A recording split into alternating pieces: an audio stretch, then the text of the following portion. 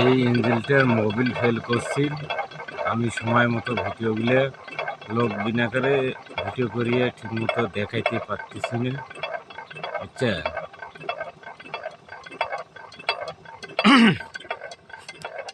এই ভিডিওগুলো এইভাবে আমাকে ছেড়ে দিতে হয় একলা একলাই, বুঝছেন?